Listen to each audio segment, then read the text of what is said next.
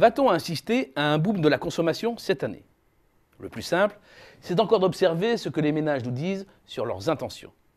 Pour cela, l'INSEE mène une enquête mois après mois auprès des Français. Je vais m'attarder sur deux questions posées. La première sur l'opportunité de faire des achats importants. La seconde sur l'opportunité d'épargner. Pour construire un indicateur en faisant la différence entre les deux. L'objectif, définir si le contexte est perçu par les ménages comme plutôt favorable à la consommation ou à l'épargne. Il apparaît très clairement qu'à partir d'un bas niveau, l'indicateur remonte et le mouvement s'accélère depuis le début de l'année. Quant à l'analyse historique, elle montre bien que cette configuration est annonciatrice d'une consommation dynamique. Le pic de la série a été atteint sur la période 98-2000, quand les dépenses des ménages gagnaient presque 4% par an. Les dégâts à retardement de l'éclatement de la bulle Internet sur l'économie réelle et la consommation se lisent parfaitement, tout comme ceux causés par la grande récession. Le court redressement de 2010 apparaît aussi clairement. Le plancher est atteint courant 2012-2013, quand la consommation a reculé durant 6 trimestres, du jamais vu depuis la Deuxième Guerre mondiale. C'est donc évident que la récente remontée est de très bon augure. Et ce n'est pas un hasard si les premiers signes d'embellie se voient concrètement dans les chiffres de la consommation des ménages en biens. En hausse depuis 3 mois, l'acquis de croissance atteint fin janvier 1,7%. Or, il s'agit là de la moitié des dépenses totales des ménages.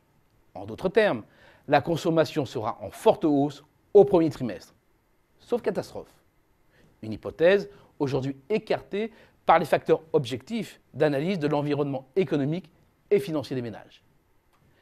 4 éléments sont à considérer. Le premier, c'est la baisse confirmée des prix de l'énergie qui redonne du pouvoir d'achat. Le deuxième, c'est le maintien durable des taux d'intérêt à un niveau plancher. L'impact est double. D'abord, cela n'encourage pas l'épargne.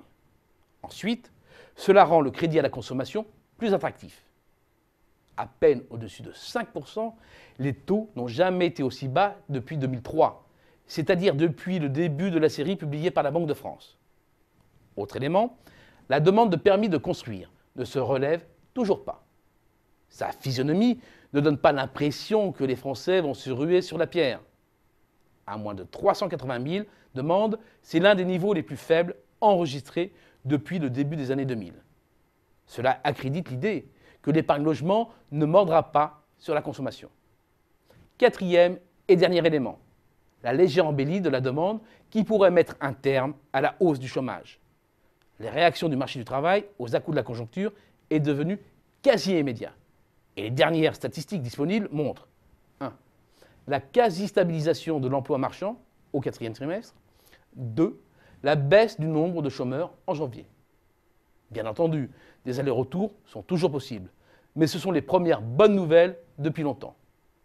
Nous avions déjà révisé à la hausse notre prévision de consommation, mais il est probable que nous soyons encore trop timides face au potentiel d'accélération qui se met en place. Les phases de retournement sont en effet toujours plus brutales que prévu. C'est bien pourquoi attraper 2% de croissance cette année, c'est possible pour la consommation. Un véritable choc.